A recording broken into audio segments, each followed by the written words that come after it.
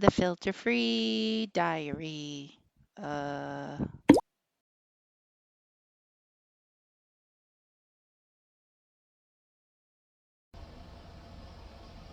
Good evening.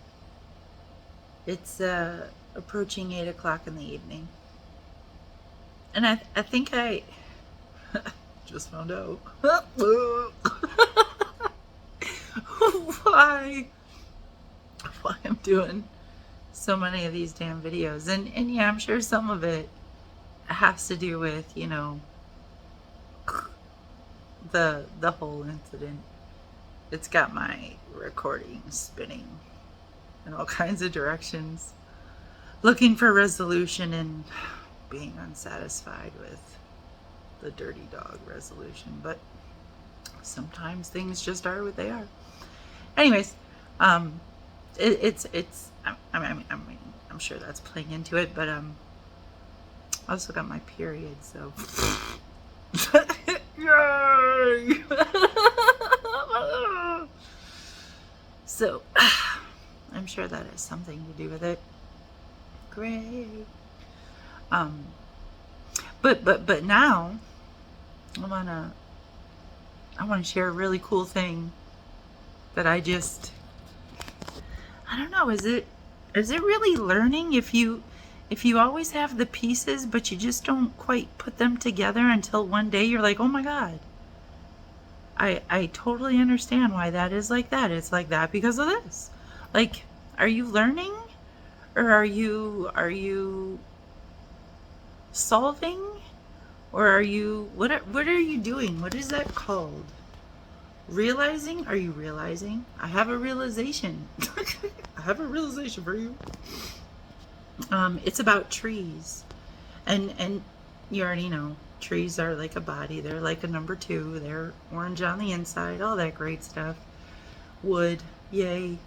Um, and huh, yeah, that's a thing too.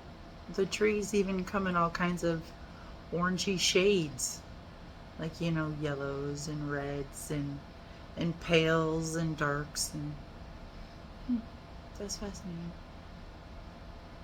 I guess herbs can kind of be considered green wood, but you don't really see blue wood. Is there blue wood out there? Blue, indigo, or purple? Can the wood cross into the number five? I'd really like to know. If it can, maybe I will check the comments on this one episode just to see if someone is aware of wood that can be that color. Because for the coating of wood, it doesn't seem like it should be able to be that color. Not that it can't have flowers that are that color, but like, okay, so you know how there's two different kinds of trees? There's like deciduous trees and conifers. And conifers are your Christmas trees, your evergreens, your pines, your spruces, all those great ones. The sharp ones with the pine cones. And those came first.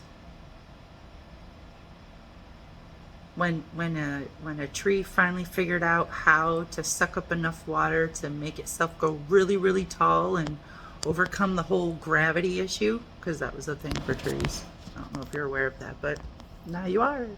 They beat gravity. That's why bushes are kind of short. They're not doing so great at beating the gravity. It's a pressure thing that trees do, kind of like us and our blood in our legs. But anyways, off topic.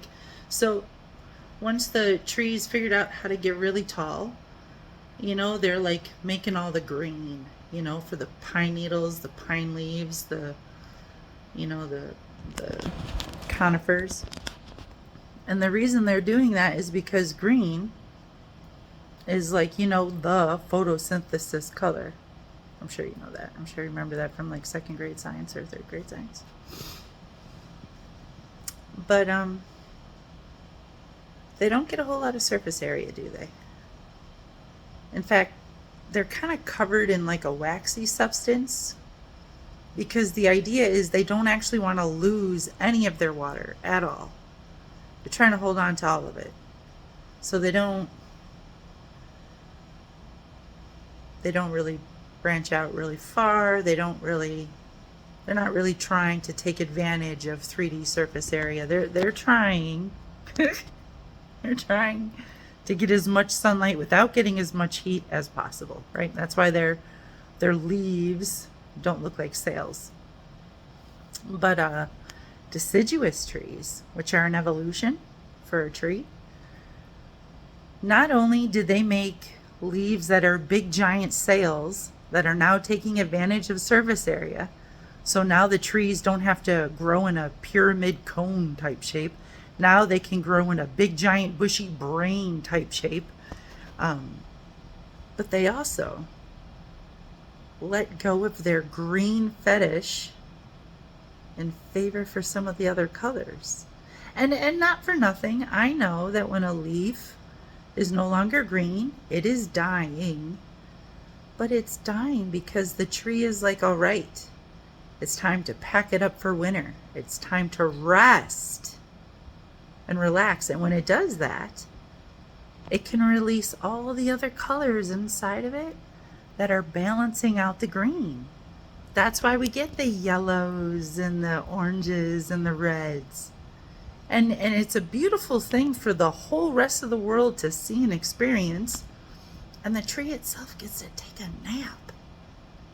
Because it was able to store up so much more energy, than like a pine tree during the big bright sun season, because it allowed itself to sacrifice so much of its water that now when it's surrounded by water in the wintertime, just take a break.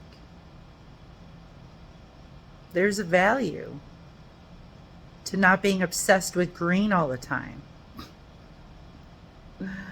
Okay, have a good one.